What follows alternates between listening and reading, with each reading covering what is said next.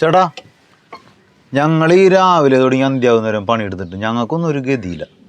അതേസമയം മുതലാളിമാർ വീണ്ടും വീണ്ടും കോടീശ്വരന്മാരായിക്കൊണ്ടിരിക്കുക. അതെന്താണത്? നിങ്ങൾ ഈ പറയണ സാധാരണക്കാർ, നിങ്ങളെ ഇതുവരെ ഭരിച്ചതും ഭരിച്ചുകൊണ്ടിരിക്കുന്നതുമായ രാഷ്ട്രീയ പാർട്ടികൾക്ക് എത്ര രൂപ സംഭാവന കൊടുക്കാറുണ്ട്? 50 രൂപയൊക്കെ കൊടുക്കാറുണ്ട്. അതേസമയം ഈ മുതലാളിമാർ കൊടുക്കണ എത്രയാണെന്ന് അറിയാമോ? കോടികളാണ്, കോടികൾ. അപ്പോൾ ഈ രാഷ്ട്രീയ പാർട്ടിക്കാർ കോടികൾ കൊടുക്കണം മുതലാളിമാർക്ക് വേണ്ടി പ്രവർത്തിക്കുമോ, 50 തൊലി കൊടുക്കണം നിങ്ങൾക്ക് വേണ്ടി പ്രവർത്തിക്കുമോ? അവർ കോടികൾ കൊടുക്കണം മുതലാളിമാർക്ക് വേണ്ടി പ്രവർത്തിക്കുള്ളൂ. അവർക്ക് വേണ്ടി സകല ഒത്താശം ചെയ്ത് കൊടുക്കുള്ളൂ. അതുകൊണ്ടാണ് നമ്മൾ വീണ്ടും വീണ്ടും അധോഗതി ആവണതും മുതലാളിമാർ വീണ്ടും വീണ്ടും കോടീശ്വരന്മാരാവണതും. മനസ്സിലായോ? ഇത്രേ ഉള്ളൂ കഥ.